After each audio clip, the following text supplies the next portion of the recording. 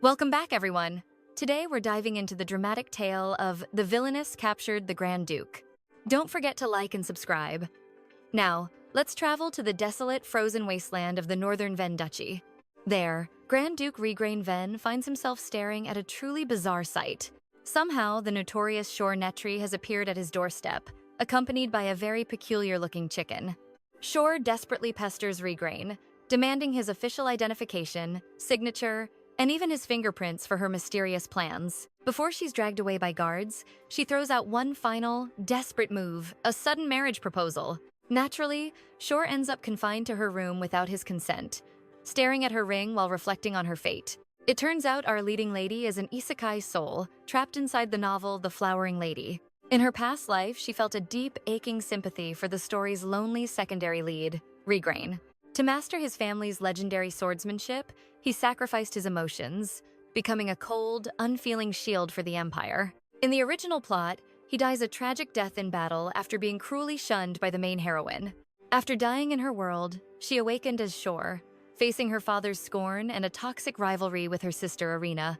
Arena was the true protagonist of the story. As a talented mage and swordsman, she overshadowed Shor, whose jealousy originally led her down a path of villainy and death. Realizing she only has 1 year before Regrain's scheduled demise, Shor knows she must change history. She abandons her family and flees north, determined to save the Duke by melting his frozen heart with love. Regrain assigns a maid named 𝑫𝒖𝒌𝒆 to watch over Shor during her stay at the castle. 𝑫𝒖𝒃 is suspicious of this runaway noble, wondering why she seems so obsessed with the Duke's every move. Historically, the Netri and Ven families have been locked in a fierce, blood-stained rivalry for generations. Both clans boast the Empire's strongest warriors. However, the Ven family's fame for slaying northern monsters has left the Netri clan feeling bitter and resentful. This is why 𝑫𝒖𝒃 finds it so strange to see Shor showing such genuine, heartfelt admiration for Regrain. She has no idea that Regrain's story was Shor's only source of comfort in her previous life. Meanwhile, Regrain meets with his trusted spy, 𝑫𝒖𝒃, to gather intelligence on the border's recent movements. They discuss political threats and criminal schemes, though the Duke remains confident that no poison can touch him. His primary concern is the elite expedition led by David, which has been eerily silent for an entire week. Fearing they've fallen, Regrain prepares to head out, crossing paths with Jess and a sneakily eavesdropping Shor. Jess is worried because the Duke's lack of emotion has currently sealed his most powerful combat abilities. Shor is terrified. She knows this exact mission marks the beginning of Regrain's tragic end in the book. Both Jess and Shor try to stop him, though Jess is mostly annoyed by Shor's overly affectionate behavior. She eventually extracts a promise. Once he returns from the Demon War, they will discuss sweet marriage nicknames. Despite her efforts, Jess remains highly skeptical of the Villainess's true intentions. However, Shor knows he's a loyal man. In the original tale, he alone braved the battlefield to recover Regrain's body. Jess continues to warn the Duke, yet Regrain's icy gaze seems to soften whenever he looks at Shor. As several days pass by in the quiet castle, Shor stays busy choosing the perfect frame for a portrait Regrain promised to sit for upon his return. Suddenly, the entire staff rushes to the entrance to welcome their master back from the front lines. She sees him, but is blocked by a boisterous knight named David Moson, who claims she saved his life. Regrain silences the chatter, heading inside to fulfill his promise to Shor after he changes his clothes. To everyone's shock, she insists on taking his blood-stained armor and replacing it with clean clothes she prepared. Shor waits nervously in her room, still hoping to secure his official signature and seal. He arrives shortly after, still in his travel gear, clearly wary of whatever new scheme she has cooked up. Finally, Regrain hands her a document with his seal, but demands she sign her own name first in exchange. She signs it without a second thought, completely unaware that she's just finalized a formal marriage contract. Surprise! This was the cold Duke's unexpected answer to her reckless proposal. He's playing for keeps. He even catches her hand before she can slap herself awake. Talk about a heart-fluttering moment. Naturally, our girl is over the moon, officially declaring herself Regrain's #1 fangirl. Despite his frozen heart, being near her sparks a strange anxiety, a flicker of emotion he can finally grasp. Shor vows to be his delightful nuisance to stir his feelings, though both stay firm on marriage terms. Rei relaxes, knowing she asks for little, while Shor finds peace simply watching him breathe, alive and well. Shortly after, Rei apologizes for the meager bouquet, blaming the northern frost, and promises a garden's worth later. Heart. He traveled east just to handpick them, no wonder. Shor treasures them. He also grants her the garden's use. As they preserve the blooms, a miracle happens. The flowers glow with life the moment Shore touches them. In the original timeline, Shore realizes her floral art was meant to save life, not defy her father. Her true power awakens. Shore makes a grand entrance, announcing her sudden marriage to the cold Duke, Ray Green. The union becomes official soon. From Peyton to Josephina, the staff erupts in joyful cheers for the couple. But Jess remains cold as ice, barking orders at the soldiers while questioning Shore's presence. She admits she's only there to witness the legendary swordsmanship of her husband, who arrives moments later. Seeing her in his coat and remembering her gift, the Duke's icy gaze softens. He allows her to stay. Shockingly, Ray wields a mere wooden stick against Jess's steel, yet he dominates the duel with ease. But beneath this display of strength lies the heavy, tragic burden of Ray Green's predestined fate. He was raised to believe the North's absolute power was a threat to the continent's fragile peace. Any sign of weakness meant the North's collapse. Since childhood, he endured a brutal, soul-crushing education. As the sole heir, his life was lonely. Now, Shore finally understands his desperate thirst for feeling heart. Knowing he's destined to destroy the North in 1 year, her heart shatters for him. But dry those tears, girl! It's time for our Villainess to rewrite his tragic ending and save him. Thankfully, Shore's fiery spirit returns. She's determined to use her awakening powers to heal his wounded soul. A hidden clue from the original novel might be his salvation. Meanwhile, the Duke sulks because she wasn't watching. After exhausting Jess, Ray struggles with the agonizing heart spasms caused by his forbidden swordsmanship. The cure? Simple. He must bring her a fresh bouquet every single time he draws his blade. So that's the secret behind his sudden floral hunt. It was all for survival and her healing touch. Jess complains about the frozen, barren North. To find blooms, they'll journey to the sunny East. Even Jess is skeptical. Can a man with a heart of stone truly learn to feel again? Heart. Ironically, the first emotion the Duke feels after years of void is pure, unadulterated annoyance toward our heroine. He was genuinely pouting during training just because her eyes weren't fixed on his every move. Yet, he's willing to endure this irritation, hoping it's the spark that finally melts his frozen heart. With monster attacks rising, his lack of power is terrifying. Meanwhile, Shore's flowers are taking their time.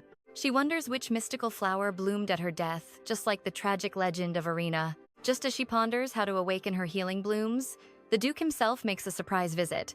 Their fated flower exchange takes on new meaning. Her touch isn't just magic. It's his only lifeline. Her power is currently a mere spark, but she's determined to become the legendary saintess. For now, her mission is simple. Transform this gloomy villa garden into a blooming paradise. But 𝑫𝒖𝒌𝒆 delivers some bad news. The garden has been neglected and abandoned for years. Our bubbly heroine won't back down. She schemes until Sally warns that tomorrow brings a vital event. The next morning, a frostbitten Jess arrives after his mountain trek to deliver some shocking news. Shore has been summoned to the Duke's strategy meeting, a place where life and death are decided. It's a special privilege since their marriage isn't even official yet. And the funniest part? Even bitter Jess yields to her whims, grudgingly decorating the serious meeting table with fresh flowers just for her. Silly briefed Shore on the high-stakes summit, where northern lords and elite mages would soon gather. Their magic was vital for the realm's defense. Stay sharp, Silly warned. Don't let them intimidate you. Later, Shore waited in the Duke's office, feeling the heavy weight of his icy, commanding presence. As he took her hand, he teased that her daydreaming might get her banned from the meeting. She tried to lure the stoic Duke for a romantic stroll, but his icy resolve remained unshaken. Suddenly, Peyton announced the arrival of the mysterious sage, Riala, cutting the heavy silence short. Ray Green watched in surprise as the staff greeted Shore warmly, a result of her genuine kindness. Seeing her interact so naturally with the servants left the cold, Duke visibly bewildered and deeply intrigued. The council convened, featuring the Grand Duke, the resident mages, and the enigmatic, powerful Riala. All eyes were on Riala, the Magic Tower's pride, alongside the prestigious Northern Marquis and Baron. Riala carried an aura of timeless confidence, his true age hidden behind a mask of magic. As the overseer of the North's magical resources, his word held the weight of absolute authority. He was one of the few who could banter effortlessly with the terrifyingly cold Grand Duke. Shore finally understood Silly's warning. The sheer pressure in this room was enough to crush anyone. Poor Shore tried to look imposing by standing next to a sickly Jess, but it failed miserably. Riala's keen eyes shifted to the garden, sensing a strange, lingering trace of ancient magic there. While the nobles maintained stiff formalities, the High Mage moved with a dangerous, unpredictable grace. Baron C's eyes lit up upon learning Shore was a Netri, dreaming of a legendary Southern alliance. She revealed her excommunication and pouted, jealous that Ray used others' names instead of her own. In that moment, Ray Grain called her name softly before putting the Baron in his place for his rude assumptions. Tensions rose over the monster surge, yet Ray and Shore were adamant about avoiding the capital's gaze. Shore knew this was the fateful moment when Ray was destined to cross paths with Arena. Legend said the Duke's heart turned to ice the moment Arena brutally rejected his undying devotion. If their meeting was inevitable, Shore wanted him to be emotionally armored against that past pain. Ray prioritized the monster hunt, even if it meant delaying their official marriage registration once again. A flicker of sorrow crossed Shore's face, a disappointment that did not escape Riala's sharp gaze. Sensing the tension, Riala proposed a plan to guard the north himself while Ray traveled central.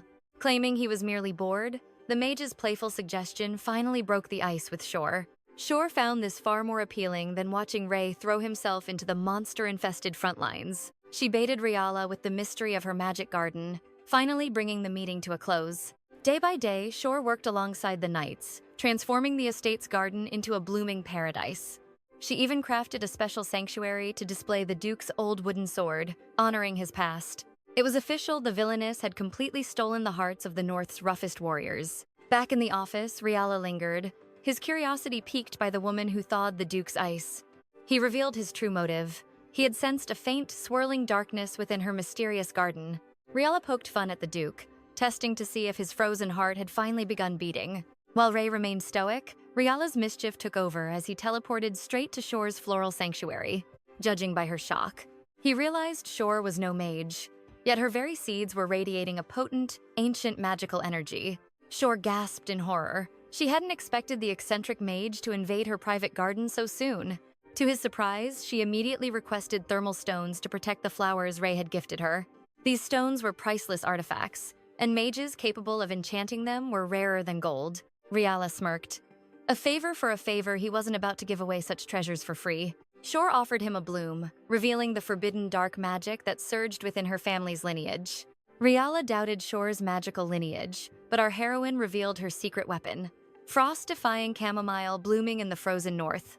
Sensing the raw mana pulsing through the petals, the mage had no choice but to accept their fateful bargain. Her point made, Shore pivoted to her next master plan, leaving Riala genuinely impressed by her agricultural prowess. Was it obsession or true passion? The mage departed with a smirk, vowing to return once the drama peaked again. Perhaps she was right. Shore's real focus now? A massive floral tribute for Regrain's upcoming conquest. Music. Stepping inside, Shore found herself drowned in a sea of breathtaking, vibrant blossoms. Yet, Regrain coldly remarked that these blooms represented the sheer willpower needed to crush his enemies. Refusing to let the gloom win, Shore softly urged the Duke to carry a single red rose for luck. Just as Shore shared the news of her deal, Riala suddenly warped into the room, crashing straight into the flowers. One look at Shore's devastated expression said it all. It wasn't just grief. Those flowers were precious memories she intended to preserve in her personal album forever. A heated spat erupted as Riala shamelessly claimed she only appeared to collect her promised floral payment. In a rare, albeit mechanical, display of unexpected kindness, Regrain handed Shore a handkerchief, effectively silencing the chaotic bickering between the two. As the first light of dawn broke, the final preparations for the Grand Duke's conquest were complete. Surprisingly, Regrain found his thoughts drifting to Shore, noting her strange absence after days of constant shadowing. He secretly relished her fiery spirit, but duty called. With a sharp command, the march began. Passing his loyal knights, Luther and Mater, he sensed their growing bond with the young Duchess. Remembering Shore's request, he addressed them by name, leaving the knights wondering if their cold lord was finally thawing. Shore woke to an empty bed, but her heart was set on nurturing the garden he had gifted her. While tending to her blooming sanctuary with utmost care, Shore questioned her status as the Grand Duchess, eventually seeking answers from the wise old butler, Peyton. The elderly man launched into a grand retelling of the Vlen family's ancient and storied legacy. But Shore's heart craved more personal truths, searching for secrets of Regrain's past and the mysteries of the North. Far away on the battlefield, an unfamiliar sense of restlessness began to gnaw at Regrain's stoic heart. Back at the estate, a startling accident revealed Shore's hidden talent. She could make daisies bloom with explosive energy. Regardless of the shock, their wedding talk was cut short as Shore rushed to Riala, desperate for those promised temperature-regulating and recording stones. To her utter surprise, she found Riala transformed into a mature man. She suspected her own power, forgetting mages often transcend physical age. 𝒍🅅 then bartered her magically infused daisies, hoping to secure stones that could capture 𝒍🅅's every move. Riala remained unconvinced by her bizarre request, but 𝒍🅅 insisted that seeing the Duke's journey was essential for her survival in this cold world. On the front lines, 𝒍🅅 struggled to maintain his icy composure amidst the chaos of battle. Forfeiting his humanity for martial power was a heavy price, making him question the very bloodline he inherited. 𝒍🅅 smiled, imagining the garden's vibrant colors welcoming her Duke back from the shadows of war. Music. A fully grown Riala lingered, noting the strange, sudden warmth beginning to seep into the frozen northern air. She questioned his lingering presence, sensing he was hiding a much deeper interest than simple botany. Suddenly, the Grand Duke returned. 𝒍🅅 ran to greet him, but his eyes were as cold as a winter storm. Music. The cursed blade had drained his soul again. Undeterred, 𝒍🅅 prepared her secret plan to heal his heart. She revealed her subtle renovations to his dreary office, adding touches of warmth to his cold sanctuary. After installing a grand garden view window, she playfully covered his eyes, guiding him toward a sight of pure magic. Even the weary staff felt their spirits lift at the sight. Could this be the miracle 𝒍🅅 needed? Sadly, the Duke remained trapped in a void of indifference, his heart still locked in a frozen prison. He cruelly dismissed her hard work, viewing her beautiful garden as nothing more than a shallow, theatrical display. He noticed subtle shifts in his study and glanced at 𝒍🅅 in the garden, yet failed to see its true charm. 𝒍🅅 insisted he look closer. Her elegance amidst the vibrant blooms created a breathtaking, ethereal sight. 𝒍🅅's shock was brief, quickly melting into a far more profound, shimmering emotion. For the first time, 𝒍🅅 finally smiled. 13 long chapters later, it was a moment of pure magic. Soon, our couple prepared for their journey to the bustling heart of the central region. RDA stayed to guard the north. His child form was a clever disguise to avoid exploitation by others. During their long carriage ride together, 𝒍🅅 teased him about his past, desperately hunting for a portrait of the Duke's childhood years. Sadly, no such treasure existed. A truly tragic loss for us fans. 𝒍🅅 shared that their land was once central territory before shifting north, a heavy truth to weigh. Library visits were forgotten. Her sister, Irina, was likely already engaged to the crown prince. Irina intended to offer him an invincible empire within 2 years through her superior sword skills. She also knew Irina might have seized total power after her own demise. 𝒍🅅 also proposed, but 𝒍🅅 felt none of the faded sparks described in the original novel. Upon arrival, Raina introduced Prince 𝒖𝒌𝒆, the original male lead, Irina's fiancé, and 𝒍🅅's former obsession, 𝒖𝒌𝒆. Surprisingly, the prince seemed genuinely thrilled by 𝒍🅅's sudden engagement news. He invited them for tea. 𝒍🅅 only accepted because Betty Henner was also present. Prince 𝒖𝒌𝒆 made the introductions, and there stood Irina. The sisters shared a tense, long-awaited reunion. Ultimately, 𝒖𝒌𝒆 left the ladies alone, leading 𝒍🅅 and Irina away for a private talk. Panicked, 𝒍🅅 made him promise not to touch anyone, using the lack of a ring as her excuse. Her real motive? To prevent any romantic sparks from flying between him and Irina. Alone now, 𝒍🅅 and Betty began gossiping about how 𝒍🅅 had fallen for the cold Duke. 𝒍🅅 joked about his long lashes. When the men returned, Irina had mysteriously vanished from sight. The prince promised they would meet Irina and the other nobles at the grand welcoming banquet. Though social events were usually pure torture for the Duke, 𝒍🅅 was genuinely excited. 𝒖𝒌𝒆's kindness felt almost too perfect, like a true protagonist's act. He even shared a waiting room with her. Despite his grumbling, dressing up for her was worth it. 𝒍🅅 showed a rare, gentlemanly side by gallantly offering her his hand. He even admitted he loathed wearing gloves during escorts because they felt so restrictive. As they entered the ballroom, their titles were strangely omitted from the official introduction. Whispers erupted. Mocking glares followed 𝒍🅅, fueled by her notorious reputation for past madness. Feeling the pressure, 𝒍🅅 nervously questioned 𝒍🅅 about the cold reception. He dismissed the rumors, trusting only his own eyes. 𝒍🅅, of course, took it as a romantic vow. 𝒍🅅 noticed the other knights hesitating to approach the Duke because of her controversial presence. Suddenly, Irina appeared and greeted the couple with a polished smile. She had been informing their father of the engagement. 𝒍🅅 assured her the dowry was already settled. Irina chose this precise moment to corner and confront 𝒍🅅. She accused 𝒍🅅 of plotting through this marriage, while also announcing her own engagement to 𝒖𝒌𝒆. However, seeing Raygrain actually listen to Shore's advice left Irina stunned. This wasn't one-sided. Shore proved their bond was built on genuine love and tender, caring moments. Irina left with a warning. Thankfully, Betty arrived, noticing Irina's coldness and introducing Shore to friends. Among them were Annabelle Lytton and 𝑪𝒍𝒅, both daughters of prestigious noble houses. Annabelle warned her that Irina and the Netri family were rallying the nobility for something big. Shore realized Irina's sinister scheme was finally set in motion. Irina's deal is clear. Shore must rally noble supporters for Prince 𝒍�. High society is currently split into 4 treacherous factions. Loyalists of Netri, Villainess, and 𝒍� clash with biased northern neutrals. Shore plans her move, but Prince 𝒍� playfully demands a private talk. Alone at last, she confronts him for feigning their past acquaintance. A chill settles in. Shore senses something dangerously off about 𝒍�.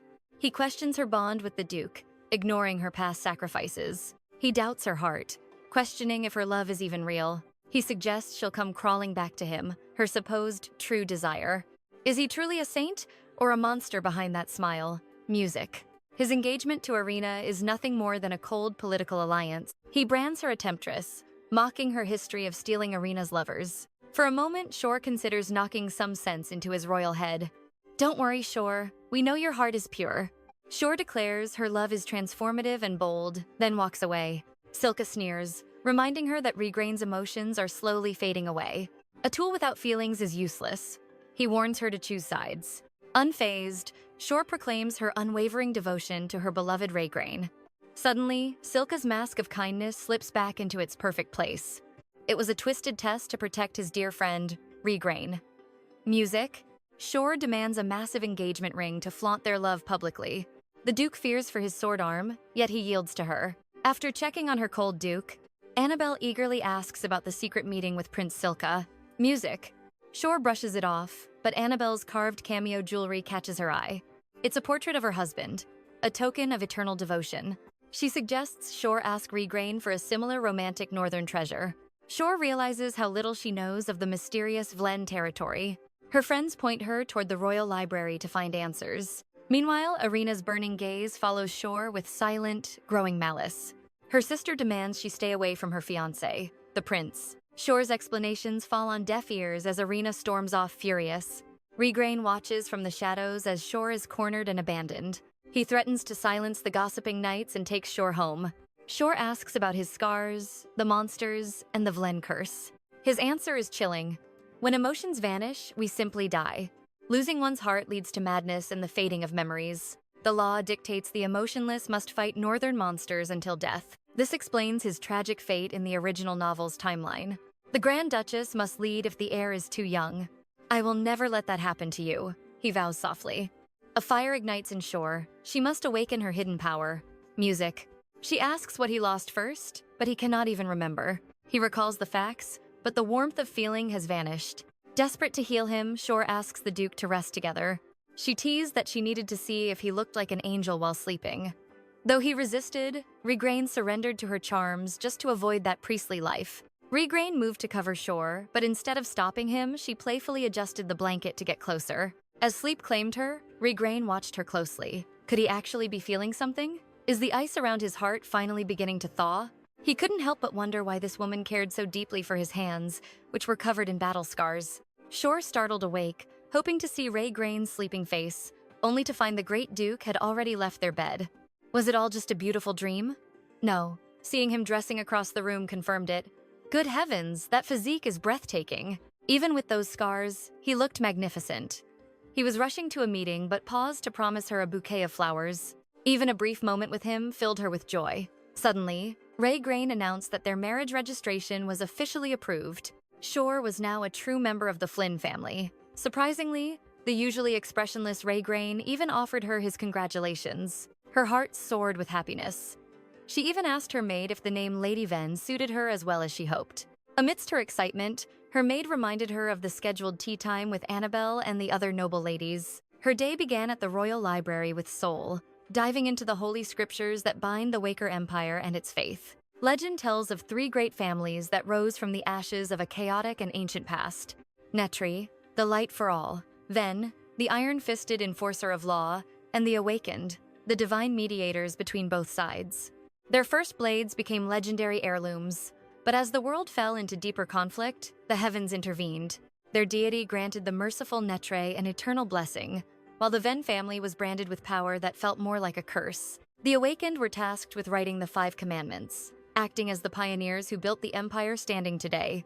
Realizing the tragic and unfair burden of the Ven bloodline, 𝒍💅 felt a renewed determination to heal 𝒍💅's wounded soul.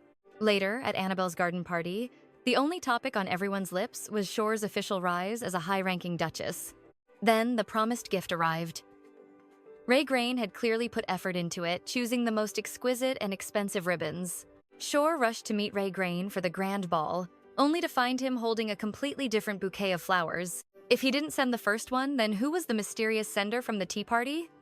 A chill ran down her spine. Meanwhile, 𝒍💅 was dying of boredom while keeping his promise to guard the north during the Duke's long absence. Wandering through the castle gardens, he remarked that the entire place seemed to glow with 𝒍💅's unique magic. He noted with intrigue that her hidden power felt strangely similar to the energy within the family's ancestral blade. He considered contacting the great Duke 𝒍💅, but was suddenly interrupted by 𝒍💅's adorable gadoey cry. Some things never change. Back at the palace, Jess greeted the couple with warm smiles, offering his heartfelt congratulations on their official union. He apologized for his tardiness, explaining he had been visiting his brother at the harsh military training camps. While 𝒍💅 showed off her flowers, Annabelle brought out a surprise cake. 𝒍💅 tried to distract 𝒍💅, but failed miserably. It was a celebration of their love. She took a single flower, made it bloom brilliantly, and tossed it into the air. The sight was so ethereal it left everyone wondering if it was pure magic. Could such a miracle truly be possible? Everyone knew Irina inherited the 𝒍💅 magic, yet 𝒍💅 remained stoic, even grumbling about the heart-shaped cake being a bother. Suddenly, Crown Prince 𝒍💅 arrived. 𝒍💅's eyes widened as she spotted the exact same ribbon from her mysterious bouquet on him. What could this possibly mean? Was the matching ribbon just a coincidence, or was something more sinister at play? 𝒍💅 doubted it was luck, especially since only those of the 𝒍💅 royal bloodline were permitted to wear such patterns. She ignored 𝒍💅's offered hand, choosing instead to reach for 𝒍💅. Her husband didn't hesitate to pull her close. That's a perfect way to show you're taken, 𝒍💅. But then, a voice accused her public display of affection of being rude. She turned to find her father, Great Duke 𝒍💅, and Irina. Her father tried to reach for her, but the tension was electric. With the grace of a true villainess, she brushed his hand away. To smooth things over, she promised the prince a bouquet later. She ordered her new flowers to be sent to her room, keeping the old, mysterious bouquet close for further investigation. Moving on to more serious matters, the air in the room grew heavy with political intrigue. 𝒍💅 offered troops to help the north, claiming it was a wedding gift, but 𝒍💅 saw through the transparent power play. 𝒍💅 coldly declared the north could handle its own affairs. 𝒍💅 tried to mediate, mentioning the benefits of imperial investment. 𝒍💅 suspected this was just a ploy to station imperial spies in their territory. She noticed Irina was being unusually quiet. To break the icy tension, 𝒍💅 insisted 𝒍💅 eat the piece of cake with her name on it before anyone else. Removing his gloves, he devours the ice cream bearing 𝒍💅's name to fulfill his cold mission. A pure, childlike radiance glows from 𝒍💅 whenever she is truly happy.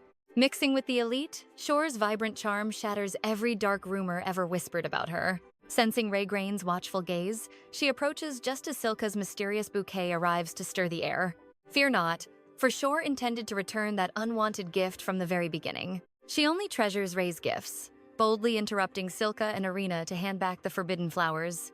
Music Irina mistakes her identity, sensing a secret romance hidden within the ribbon's mysterious knot. 𝒍💅 firmly rejects the offering, noting the suspicious coincidence of those tangled symbolic ribbons. Prince 𝒍💅 claims the flowers represent House 𝒍💅, insisting the ribbons hold no hidden romantic agenda. Hev reminds him 𝒍💅 is now a Ven, accepting flowers only from her beloved husband's hand. Finally, our cold Duke is stepping up and taking charge of their budding romance. Regardless, Prince 𝒍💅 feigns apology, vowing to hunt down whoever manipulated his family's sacred ribbons. Suspicion lingers, but 𝒍💅 cannot strike yet. To secure the north, she must find another path. As the night cools, 𝒍💅 regrets accepting that bouquet while under his silent protection. Hunting the culprit is taxing, yet these schemes prove the North's power is finally being feared. 𝒍💅's arrival fills her with joy as he dismisses the staff to prepare for rest. He commands her to look away, tossing his uniform toward her in a rare, intimate moment. 𝒍💅 puts it on, but Ray warns that such comfort is forbidden within the capital's walls. She simply yearns for his time as they discuss the delicate, dangerous politics of the capital. A fragile pact exists. The Ven stay independent only by shunning the Empire's political web. Any interference would invite the imperial family to crush the Ven people's remaining freedom. Even Riala could be replaced. Seeing Shore's fatigue, Ray gently holds her hand until she drifts off. While Shore slumbers deeply, Ray Grain sits awake, lost in the shadows of the night. Clinging to her hand, he ponders the Waker clan's schemes and Prince Silcaro's recent moves.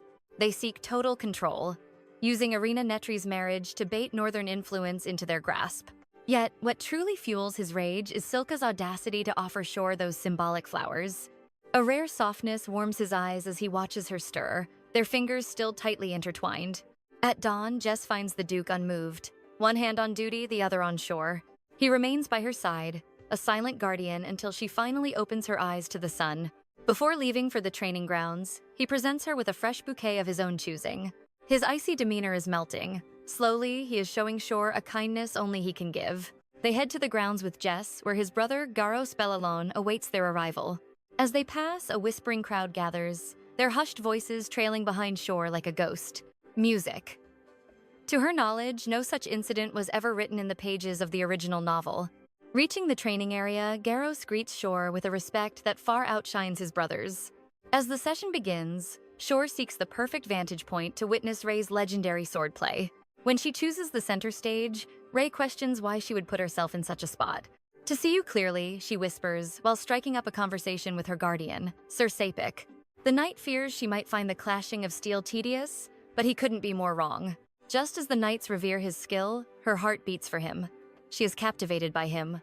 Only now can she truly watch, as Northern training was far too lethal for her eyes. The earlier stir was caused by the temple's messengers, ancient allies with deep ties to the Empire. However, Ray's eyes are locked on Shore's laughter with 𝒍𝒅, his focus wavering from the duel. Jealousy blurs his precision, causing him to strike his partner with an uncontrolled, devastating force. Shore naturally rushed to Ray Grain's side first. Seeing his wounded partner, she offered a healing flower. Shock spread as the knight's pain vanished through her magic. She sought his praise while offering some fresh bakery bread. Meanwhile, the Duke grumbled about duties while hunting monsters. He found a mysterious black stone, leaving him completely stunned. On a sunny morning, Shore enjoyed shopping with friends. She chose only humble items, keeping her purchases simple. News of a divine tablet's discovery left Shore utterly shocked. She gifted him cufflinks before worrying about the Ven territory. In the original novel's dark plot, those tablets foretold a bloody massacre at the Ven estate. Ray Grain comforted her by the sea, promising eternal togetherness. Amidst the romance, the Duke attended a vital royal meeting. His stylish accessories immediately caught every noble's eye, and they knew Shore's loving touch was behind his style. Suddenly, the room erupted into chaos over more discovered tablets. These sacred stones were rare, with only 5 supposed to exist. Finding more was a dark omen for the North's future. Many feared this signaled a tragic fate for Lady Aina. Amidst the panic, Shore took charge to calm the crowd. Priests argued until High Priest 𝒍𝒅 finally appeared. Though he spent his time teasing his assistant Koa, he confirmed the truth. These holy tablets were crude fakes. Whispers filled the room as the main suspect was missing. Irina questioned Ray Grain about her sister's whereabouts with suspicion. She insulted Shore, but the Duke sternly defended her honor. Ray Grain hated how Irina always made Shore feel miserable. Sensing her sadness, he was interrupted by the prince's invitation. He was shocked to find the tablets held trivial secrets. Meanwhile, Shore was confined to her room with Tiola. Tiola was furious that her hardworking lady was being framed. But once alone, Shore revealed the tools of her crime. This clever troublemaker had hidden her carving kit in flowers. She planned this chaos to protect her family and capital. Using her knowledge of the original story, she used a secret passage to plant the tablets undetected. She refused to accept the tragic death destined for him. Her plan was perfect until the cold Duke suddenly appeared. He questioned the scandal, sensing the strange aura of flowers. Shore confessed the truth, unable to lie to him anymore. She did everything for the sake of the North, distracting the nobles from the dangerous upcoming Netri gathering. She couldn't admit she was hiding his predicted demise. She joked about prison, but his icy gaze chilled her. He flicked her brow to soothe her. "Your burdens are mine, Flynn." No evidence of treason remained. She was finally cleared of all guilt. Hand in hand, Shore and Ray Grain stepped into the grand banquet. Like true lovers, They stunned the crowd. The illness was their shield. Irina struck first, reaching out from the shadows. The interrogation yielded nothing. No dark secrets were found. High Priest 𝒍𝒅 rejoiced. The forger held the key to divine truth. 𝒍𝒅, the only man on the continent blessed by God's own hand. Once a starving street child, he sought only a meal. Yet, he ascended like a meteor to the peak of mastery. He loathed his holy duties. Responsibility was simply too exhausting. That is why he was carried to the palace like a relic. Shor's fakes bore Raphael's secret mark, known only to the temple. Such forgery drains life. Yet this mysterious creator still drew breath. Divine energy lingered. 𝒍𝒅 finally found a potential successor. He craved only one thing: total freedom from his golden cage. Shor wondered if the eccentric priest was a true ally. A noblewoman interrupted their talk. Shor set off to find 𝒍𝒅. She jumped in surprise, accidentally striking the priest's chin. To fix the awkward meeting, Shor proposed to him on the spot. 𝒍𝒅 misunderstood. He thought she was swooning for him. Goodness! The arrogant priest agreed. Shor would now plan her own wedding. Koa arrived like a storm, shattering the priest's vain delusions. Koa was polite, unlike 𝒍𝒅, who still felt loved by Shor. As she spoke of her love, 𝑫𝒌𝒆 appeared at her side. Koa bowed. Only then did 𝒍𝒅 realize 𝑫𝒌𝒆 was the groom. He assumed Shor was the heir, just like her sister Irina. The healed knight arrived, offering a bouquet of deep gratitude. She turned back to her cold, protective duke. He credited her for everything. Later, she requested chamomile. She failed to ask if he felt a sting of jealousy. Training began at the break of dawn the very next morning. A tent was built, but the towering duke was far too large. All eyes were on the arena. Irina was dominating her duel. Her skill was terrifying, the first southern woman to lead as commander. Her glory meant the North's influence was slowly bleeding away. Shor watched her sister's deadly sword dance with curiosity. Irina retreated, defeated by Shor's deceptive, healing kindness. Shor shielded 𝒫𝒌𝒆 from every northern political threat. Once more, she asked her duke for a chamomile flower. Like a loyal pup, he obeyed her every wish. Disaster! The training camp suddenly exploded into total chaos. Stampeding horses. Jess's lightning reflexes pulled Shor to safety. Cover her eyes. Then, a terrifying silence fell over the field. 𝒫𝒌𝒆's monstrous sword had leveled the entire earth. Shor's heart sank at the hollow void in 𝒫𝒌𝒆's eyes. She frantically ordered a mountain of chamomile before racing to find the Archduke. Without warning, he pulled her into a desperate embrace, whispering an apology for the terror he had caused her. Meanwhile, Irina delivered a chilling warning regarding northern interference in a matter of grave importance. Surveying the broken men before her, Shor weighed whether to reveal the secret healing power of the chamomile she had spent 3 days gathering. Driven by that resolve, she demanded that Irina summon High Priest 𝒍𝒅 immediately. Deep within his own mind, 𝒫𝒌𝒆 spiraled into that familiar, soul-crushing emptiness once again. Music. He could not recall why his blade was drawn, yet a primal instinct told him it was for something vital. The darkness only vanished when Shor rushed toward him, her light shattering the shadows within his tormented soul. Chaos erupted as everyone swarmed the scene, including the ever-watchful Prince 𝒍𝒅. News broke that 𝒫𝒌𝒆 had betrayed their pact, with many convinced a monstrous beast had unleashed the carnage. In the original story, the temple's messenger was supposed to vanish right after the second tablet was revealed. To prevent the North's downfall and resolve this crisis, Shor had fabricated the stone tablet to buy them precious time. 𝒫𝒌𝒆 stood his ground, pointing out that the wounds on the survivors were far too surgical and precise. Had a monster been responsible, the scene would have been a mindless, gruesome bloodbath of mangled flesh. Skepticism remained high. As Shor offered her healing blooms, 𝒫𝒌𝒆 asked if she truly believed the devil was behind the attack. She couldn't be certain, especially since he had already denied the accusations. His reaction revealed how much he valued her opinion, even as Shor's floral magic struggled to fully mend the deep wounds. Her singular goal was to keep the witnesses alive long enough to testify before 𝒍𝒅 arrived. In a rare moment of levity, Jess hoisted her up like a cub so she could reach a wounded knight. 𝒍𝒅 arrived just in time. Shor's desperate gamble to keep the temple's messenger in the capital had finally borne fruit. He begged Shor for praise, receiving a chamomile flower in return, but a strange detail on the bloom caught his eye. It was impossible. A daughter of the Netri house should bloom Lana flowers, not these humble chamomile petals. The holy energy radiating from the flower was identical to the power found in those counterfeit pills. 𝒍𝒅 was now deeply fascinated by the Netri family, who somehow harbored 2 individuals with such extraordinary gifts. Suddenly, a survivor named 𝒍𝒅 testified that a monster was indeed responsible, even offering a brief description. This testimony gave Irina the perfect excuse to deploy an iron-fisted subjugation force to the borders. Though Raygrain dismissed the lie, the soldiers marched on. Shore knew their enemies still lacked any real evidence against them. At that critical moment, 𝑫𝒖𝒌𝒆 stepped forward to assist the North. He declared that divine power could not heal wounds inflicted by monsters. Exposed, 𝒍𝒅 panicked and did the unthinkable. He seized Shore as a hostage. A fatal mistake, as every blade in the room was now aimed at his throat. 𝒖𝒌𝒆 vowed to heal any injury she suffered, while Prince 𝒍𝒅 tried to reason with the spiraling, terrified man. Raygrain advanced like a shadow of death.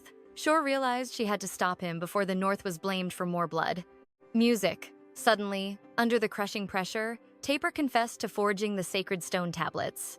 A chill ran down Shore's spine as she realized their entire time in the capital had been a meticulously woven trap. She needed to pry the truth from 𝒍𝒅 while preventing Raygrain from taking his revenge too early. Shore broke free and dove into Raygrain's arms, but Prince 𝒍𝒅 silenced 𝒍𝒅 forever before he could say more.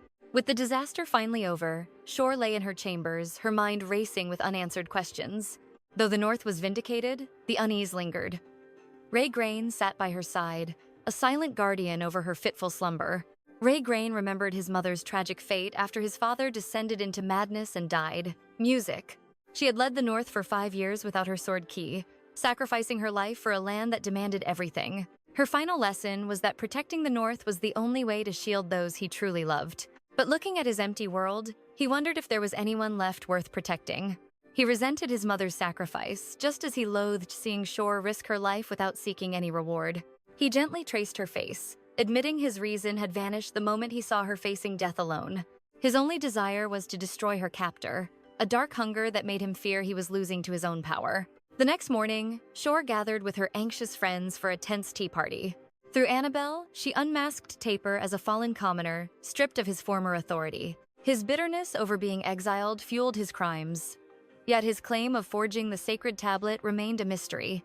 Later, Shore's heart swelled with pride as she overheard the maids praising Raygrain's noble character. She offered them soothing chamomile for their health, earning their deep gratitude for her unexpected kindness. Witnessing their joy, Shore distributed flowers to everyone, even moving the stern knights to lend a hand.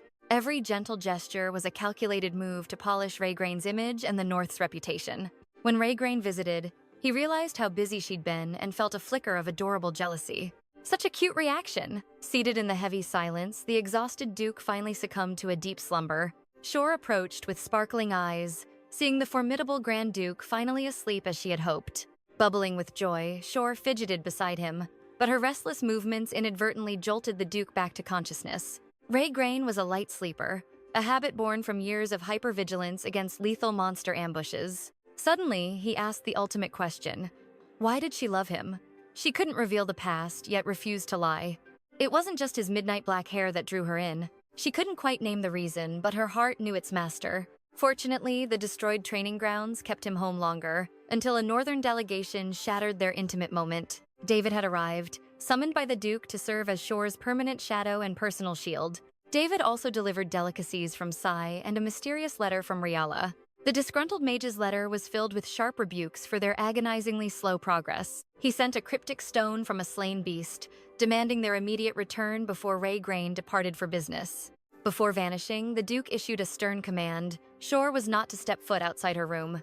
David warned her to reply to Rayala immediately, or the temperamental mage would destroy her precious garden. Music? Using romantic stationery reserved for the Duke, Shore promised a swift return in exchange for a video stone. Negotiation was her forte. To bypass her confinement, Shore invited her friends over with David's reluctant permission. Their chatter soon turned to the devastating catastrophe that had recently leveled the training grounds. Grand Duke Netri was weaving a web of witnesses to blame a monster, aiming to corner his northern rival. But his schemes were futile. Music. The temple itself stepped forward to denounce the fabricated lies. Meanwhile, the Emperor held a tense audience with Netri, Ven, and the ambitious Crown Prince 𝒍𝒅. After scolding his son for silencing the culprit, the Emperor demanded each Grand Duke's testimony. Netri doubled down on the monster theory, while Raygrain stood firmly with the temple's holy decree. Secretly, Raygrain thanked 𝒖𝒌𝒆 for the killing. It was the perfect cover-up for his own secret moves. Elsewhere, Shore received a summons from 𝒖𝒌𝒆, but her room arrest made an escape impossible. Since a midnight tryst was forbidden, she penned a letter demanding 𝒖𝒌𝒆 come to her instead. He stubbornly insisted she visit him, Just as she prepared a retort, 𝑫𝒌𝒆 snatched the letter away. After hearing her explanation, he praised her firm refusal before shredding the paper into tiny pieces. Then he presented the exquisite carved jewelry she desired, sparking pure joy, but the surprises didn't end there. He had even summoned Madame Charlotte, the legendary owner of the capital's most prestigious salon. She was there to craft Shore a wardrobe, including a gown ready in just 3 hours. Music. Shore looked up, wondering why the cold Duke was suddenly showering her with such lavish attention. In truth, he refused to let her appear vulnerable after the harrowing abduction attempt she'd endured. He possessively wrapped her cloak tighter. Left alone, Shore gazed at him with eyes brimming with deep affection. The romantic tension peaked until Madame Charlotte burst back in with the urgent gown delivery. Realizing she'd interrupted a private moment, the tailor vanished. Soon, 𝑫𝒌𝒆 whisked Shore to her favorite boutique. Music. Shore was stunned by this shopping spree, only to realize the Duke was anxious because she hadn't worn his gift. Their conversation broke as Irina's voice cut through. She was buying 3 mysterious men's brooches. Shore's mind raced. 3 deaths marked that tragic incident. This couldn't be a coincidence. Playing the curious lady, Shore feigned interest in sea opals. Gorful led her right where she needed. Shore gently nudged him to mend ties with Mana. Moved, Gorful finally sat to pen a letter. Shore dug deeper, finding an imperial seal. Nearby, Irina and Duke Netri plotted their next dark move. He'd snatched a monster's claw from border bandits, the perfect bloody evidence for their twisted game. A wicked smirk appeared. This would crown Irina commander, sealing Netri's iron grip on the capital. Yet, he warned his daughter never lose your heart to Silka. Love is but a fragile tool. Even Irina knew. Without her family's power, her father's love would vanish like cold mist. Meanwhile, Shore's wheat flourished. But today was bigger. The second divine tablet's secrets would finally be unveiled. Tension choked the air. Before the grand unveiling, Shore stood face to face with her complicated family. Those 3 pins weren't for Silka. Shore knew they were tied to a secret imperial decree. 3 dead knights, 3 pins. The math was chilling. Why was her family keeping so silent? They launched the raid anyway, ignoring the temple's warning that no monsters were truly involved. They were manufacturing lies. Sabi trembled, utterly exhausted by this web of endless, dangerous deception. After endless stalling, the moment finally arrived. The announcement echoed through the silent, waiting crowd. Rise from the shadows. A dark power shall emerge from the center to become your shield. Shore breathed a sigh of relief. The people saw monsters now, not the fall of House Ven.